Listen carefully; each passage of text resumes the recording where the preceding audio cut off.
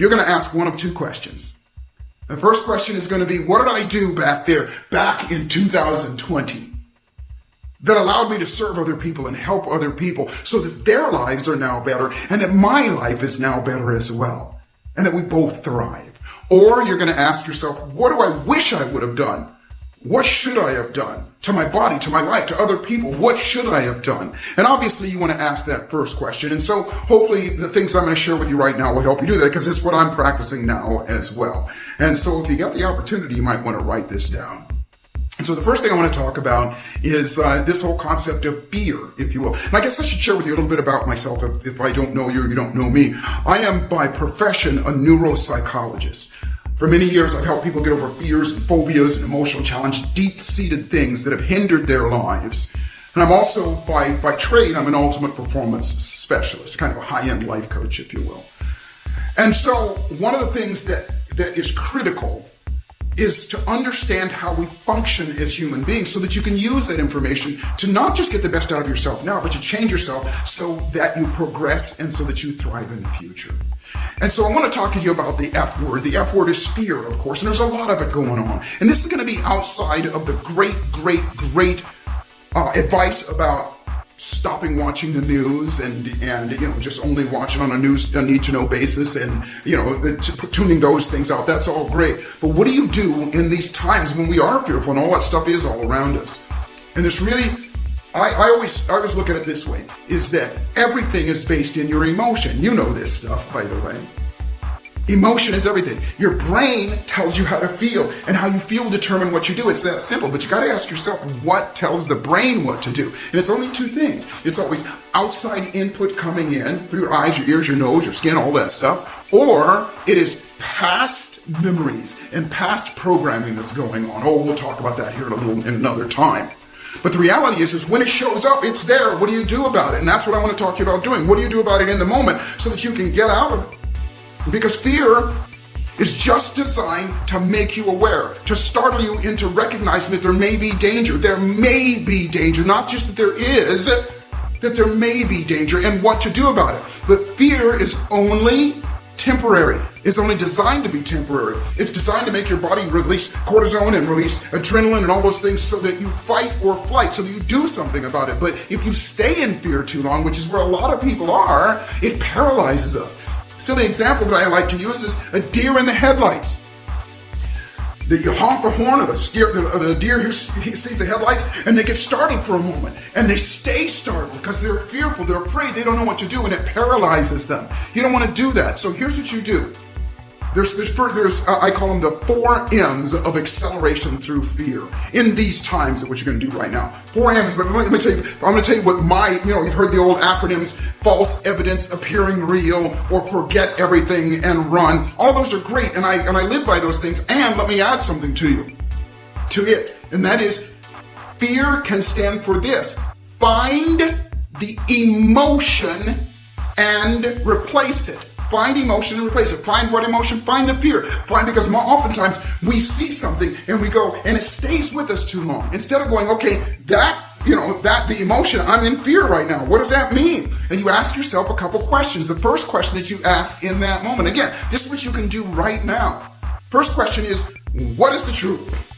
The truth is, that's the news, and that may be true that yes, that this stuff is going on and it's dangerous and all these things and everything, but the other truth is there's abundance of great things that are happening as well.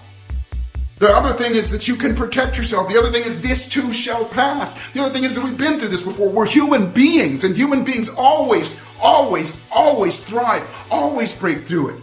You're an amazing creature. Oh, don't get me started on that now. I love you just because you're an amazing person, and you should love you as well, and you should see that every single time. And that's the truth. When you remember that, guess what happens? That emotion starts to dissipate. It starts to go away. And then ask the second question, what do I want? I want to feel good in this moment right now. Because as you do, your brain starts to open up. And by the way, I didn't tell you this. I came to where I am and doing what I'm doing because somebody shared the laws of attraction with me back when I was a teenager. Somebody that I didn't know, somebody who was kind, shared this with me, and it changed my life. And it did. And so I've made it into a science. And I say that because all I've done is taken the laws of attraction and mix them in with the laws of how we function as human beings. The human beings, how we function like that, and the neuropsychology, and mix them together to come up with a process. And so that we can vibrate in that place that we attract more. But emotion is one of the the major legs of that three-legged stool called the laws of attraction. Oh, don't get me started on that. So here's the 3 M's that you can do in the moment. Once you've mitigated that fear, once you've brought it out, you do number 1 is you take some time, and you got the time now, yeah? Meditate. And when I say meditate, I don't always mean sitting in the lotus position and chanting and things like that. That stuff's all valuable. I just mean stop for a moment and be silent. Just be silent. Because what happens is this: most of us are constantly, you're doing it right now. We're on the phone, we got stuff coming into us all the time. If you stop and take just a moment, 10 minutes a day, and stop and just listen to yourself talk, you'll realize very, very quickly, are you serving you or are you hindering you? That yak that's going on. And if it's hindering you, change it. That's the second thing, is change it. Is what you want to do is you can change it. You can say simple things. Their mind cannot tell the difference between what's real and what's not, and it cannot resist repetition. If you just say, I'm amazing, I'm amazing, I'm amazing, I'm awesome, I am just magnificent. You know, I've been saying these things to myself like that all the time. I say, at last, the past is past. I've broken free and won. And now it's time to love myself and really have some fun. A bold new world is on the rise for all of us to have. And I'm the one. Yes, I'm the one. A beacon that lights the path. And I say that to myself over and over again. And guess what? I believe that. And that makes my body vibrate. That makes what I want attracted to me. It makes me an attractive person. And you can do the same thing. So the first thing is meditate and change that language. Second thing is move your body. And by the way, don't get me started on this. When you move your body, you create your electricity, and electricity is energy, and energy is what attracts energy and attracts other things as well. So you got to move your body. Get out and walk. Jump up and down on a trampoline. Bounce on the bed. Take some deep breaths. Do whatever. Run in place. Do it for at least 10 minutes a day. Half hour, 20, 40 minutes, whatever. Move your body, especially in these times. Most people are Netflixing it, and sitting there and not moving their body. Do it. I promise you'll come alive and you'll attract more. The next thing is mitigate. Mitigate all the negative stuff in your life. Go around your house and get rid of anything that reminds you, turn that television off and get those negative people out of your life. If somebody comes to you and goes, did you hear about this? Go, yeah, you know what? I thought that's great. Thank you so much. You know what? I'm not focusing on that. And then the 4th M is this: mentor.